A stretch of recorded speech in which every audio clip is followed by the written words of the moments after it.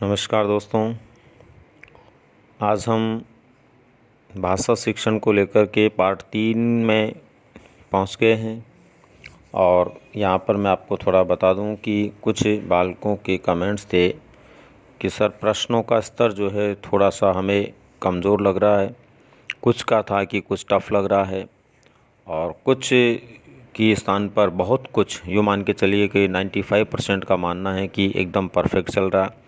तो मैं आपको बता देता हूं दोस्तों, कुछ प्रतिशत लोग जो 2% हो सकते हैं जिनको कमज़ोर लग रहा है, 2-3% हो सकते हैं जिनको टफ़ लग रहा है, वो थोड़ा इस बात पर ध्यान दें। मेरे सारे के सारे प्रश्न जो प्रत्येक वीडियो में साइको और मेथड्स में भेज रहा हूँ या भेजता रहूँगा, उनमें दोस्तों मैं हमेशा ध्यान रखता हूँ 50% प्रश्न वो होते हैं जो पिछली परीक्षाओं में आए हुए हैं, 50% वो होते हैं जो आने वाली परीक्षा के लिए मेरी तरफ से तैयार किए हुए होते हैं। इसलिए आपको बिल्कुल इसके लिए निसंदेह बिना किसी शंका के ये ध्यान रखना है कि जो बताया जा रहा है, जो आप तक पहुंचाया जा रहा है, वो अपने आप में परफेक्ट है। और कुछ बालकों को यदि कमज़ोर लगते हैं तो वो बालक हैं जो अत्यधिक प्रतिभाशाली हैं, और अत्यधिक प्रतिभाशाली हैं तो स्वाभाविक है उनको कमज़ोर लगना। और कुछ बालक जिनको ये प्रश्न बहुत भारी लगते हैं तो वो बालक हैं जो सामान्य से कमज़ोर बुद्धि लब्धि वाले हैं। तो ऐसी स्थिति में आप निश्चिंत रहें, सबके लिए बहुत ही एवरेज प्रश्न ये आ रहे हैं। और दोस्तों इसका जवाब तो मैं अभी तो आपको कुछ नहीं दे सकता, पर जो परीक्षा आपकी होगी और जो परीक्षा में इस स्तर के प्रश्न आपको पढ़ने को मिलेंगे तो स्वतः ही आपको ये बात समझ में आ जाएगी।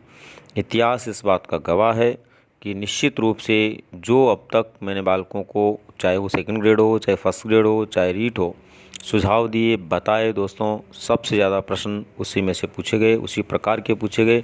इसलिए उसके लिए आपको ज़्यादा सोचने की, चिंता करने की आवश्यकता नहीं है।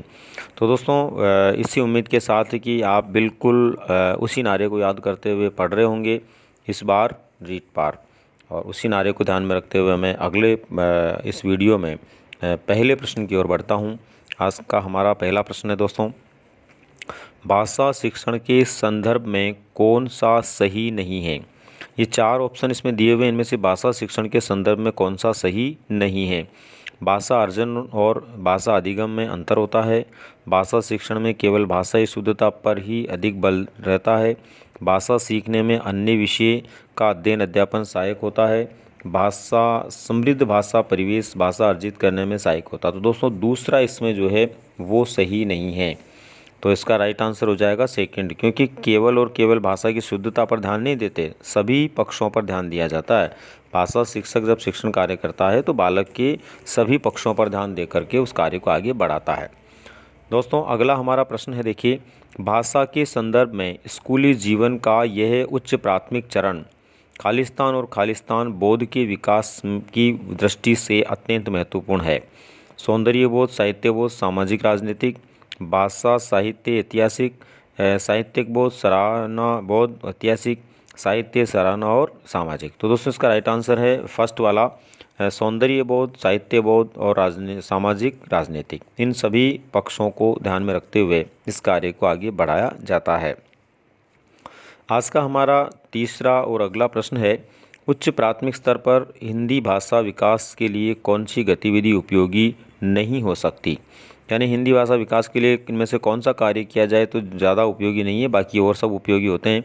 तो पहला है सूचना डायरी लेखन, विज्ञापन लेखन आदि का कार्य करवाना, बिल्कुल ही उपयोगी होता है। पढ़ी गई कहानियों का समूह में नाट्य रूपांतर, ये भी उपयोगी होता है। विज्ञापनों, पोस्टरों, साइन बोर्डों, भाषा के अन्य प्रयोगों का विश्लेषण, बिल्कुल ये भी उपयोगी होता है। चौथा इसमें दोस्तों मुहावरों के अर्थ लिखकर वाक्य बनाना था, ये ज़्यादा उपयोगी नहीं है, तो यहाँ उपयोगी नहीं हो सकता पूछ रहा है, इसलिए चौथा इसमें अपना राइट आंसर हो जाएगा। अगला और हमारा चौथा प्रश्न है दोस्तों, बच्चों का भाषाई विकास सर्वाधिक रूप से निर्भर करता है संचार माध्यमों पर, पाठ्यपुस्तक पर, समृद्ध भाषा परिवेश पर और आकलन की औपचारिकता पर। तो भाषा विकास का सबसे बड़ा या सर्वाधिक प्रकार का प्रभाव जो है पड़ेगा दोस्तों यहाँ पर, वो पड़ेगा सी, समृद्ध भाषा परिवेश पर। तो इसका राइट आंसर हो जाएगा समृद्ध भाषा परिवेश। इसी तरह से दोस्तों हम बात करें अगले प्रश्न की। आज का हमारा जो अगला प्रश्न है वो है, भाषा सीखने का अर्थ उस भाषा की खालिस्तान सीखना भी है, क्योंकि भाषा किसी की भी खालिस्तान का अभिन्न हिस्सा होती है। तो यहाँ पर 2 खालिस्तान है, पहला और दूसरा। उसमें पहले में क्या आएगा, दूसरे में क्या आएगा, ये अपने को देखना है। पहले ऑप्शन में संस्कृति, दूसरे में बारीकी व्याकरण, तीसरे में नियमबद्धता और व्याकरण, और चौथे में ऐतिहासिकता और इतिहास। तो दोस्तों इसका राइट आंसर होगा संस्कृति। मतलब ये हो जाएगा भाषा सीखने का अर्थ उस भाषा की संस्कृति सीखना है भी है, क्योंकि भाषा किसी भी संस्कृति का अभिन्न हिस्सा होती है। इसका मतलब पहला इसका राइट आंसर होगा। इसके बाद में अगला और छठा प्रश्न आज का हमारा, साहचर्य विधि का आविष्कार किया था। साहचर्य विधि जो है ये खेल विधि एक प्रकार की, जिस विधि के अंदर बालकों को शब्द ज्ञान करवाया जाता है, और ये विधि दोस्तों मोंटेसरी ने ईजाद की थी। इटली की शिक्षिका थी मारिया मोंटेसरी, उसके द्वारा साहचर्य विधि दी गई है, जिसके अंदर बालकों को जो है विशेष रूप से मौखिक रूप से शब्दों का ज्ञान करवाने का प्रयास किया जाता है। अगला और सातवां हमारा प्रश्न आज का, निगमन प्रणाली का तात्पर्य है। निगमन प्रणाली से क्या अभिप्राय होता है। पहले उदाहरण देना, फिर उसका निष्कर्ष जानना, अनेक उदाहरण प्रस्तुत करना, पहले कई नियमों को प्रस्तुत करना, पहले नियम बताना और फिर व्याख्या करना। तो दोस्तों निगमन में क्या होता है, पहले नियम होता है, उसके बाद उदाहरण होते हैं, व्याख्या होती है। तो यहाँ पर राइट आंसर हो जाएगा पहले नियम बताना फिर उसकी व्याख्या करना। तो चौथा इसका आंसर है। अगला और आठवां प्रश्न आज का हमारा, वस्तुनिष्ठ प्रश्न की सबसे बड़ी विशेषता है। वस्तुनिष्ठ प्रश्नों की सबसे बड़ी विशेषता क्या होती है, सबसे बड़ा गुण क्या होता है। देखिए, वह छोटा होता है, वह जल्दी समझ में आ जाता है, उसका एक ही उत्तर होता है और इसके कई उत्तर होते हैं। तो दोस्तों वस्तुनिष्ठ प्रश्नावली का मतलब होता है बहुविकल्पीय प्रश्नावली, जिसमें से कोई एक विकल्प ही फाइनल आंसर होता है, सही उत्तर होता है। तो इसका राइट आंसर होगा उसका एक ही उत्तर होता है, और ये इसकी बहुत बड़ी विशेषता भी है। इसके बाद में 9वां प्रश्न हमारा, प्रत्यक्ष विधि में बालक अनुकरण द्वारा दूसरी भाषा सीखता है, व्याकरण के नियम पर बल दिया जाता है, चित्र एवं शैक्षणिक सहायक सामग्री का प्रयोग नहीं किया जाता, अनुवाद का सहारा लेता। तो दोस्तों अनुकरण का इसमें योगदान होता है। प्रत्यक्ष विधि के अंदर क्या होता है, बालक के सामने कोई भी वस्तु प्रत्यक्ष रूप से रख दी जाती है और उस वस्तु के आधार पर बालक अनुकरण करता हुआ भाषा सीखता है। इसलिए यहाँ पर इसका राइट आंसर होगा अनुकरण द्वारा दूसरी भाषा सीखना। और उसके बाद में दोस्तों आज का हमारा आखिरी प्रश्न है, रसानुभूति पाठ का संबंध होता है।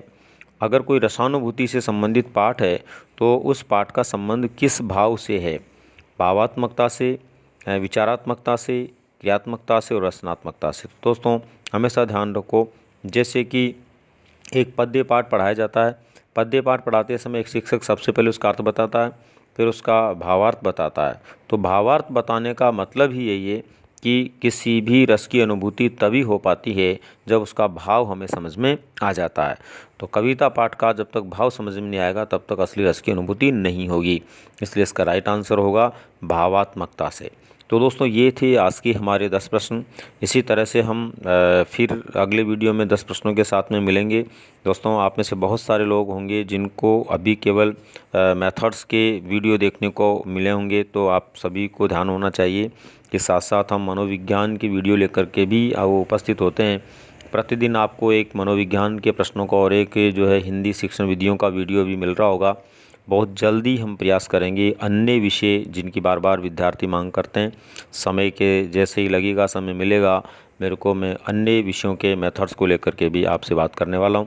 दूसरा, कुछ वीडियो ऐसे भी डालने वाला हूं दोस्तों जो सभी विषयों में कॉमन होंगे। अभी भाषा से संबंधित कुछ वीडियो होने के बाद में ऐसे वीडियो भी डालेंगे जिनका संबंध सभी विषयों से होगा, चाहे आपका गणित है, चाहे विज्ञान है, चाहे हिंदी है। तो कॉमन वीडियो वो सभी के लिए लाभकारी होंगे। फिर पर्टिकुलर सब्जेक्ट वाइज भी हम उसको शुरू करेंगे।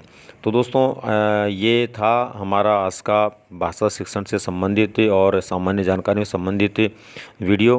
दोस्तों इसी प्रकार से आप जिस तरह से इस चैनल को लोगों तक पहुंचा रहे हैं, पहुंचाते रहिए। ज़्यादा से ज़्यादा लोगों तक पहुंचाने के अंदर जो है आप अपना सहयोग दीजिए। ठीक उसी प्रकार से जितने लोग इससे लाभान्वित होंगे उनका एक प्रकार से मानसिक रूप से जो इस वीडियो या फिर यूँ कहें इन प्रश्नों या फिर इस चैनल को जो विशेष प्रकार का एक तरह से आशीर्वाद मिलेगा या यूँ कहें उनकी दुआएं मिलेगी, वो आप सबको मिलने वाली है, आप सबको उसका फ़ायदा होने वाला है। इसी आशा और उम्मीद के साथ में आज हम अपनी बात को यहीं देते हैं विराम। मिलते हैं दोस्तों फिर कल अगले वीडियो के साथ में।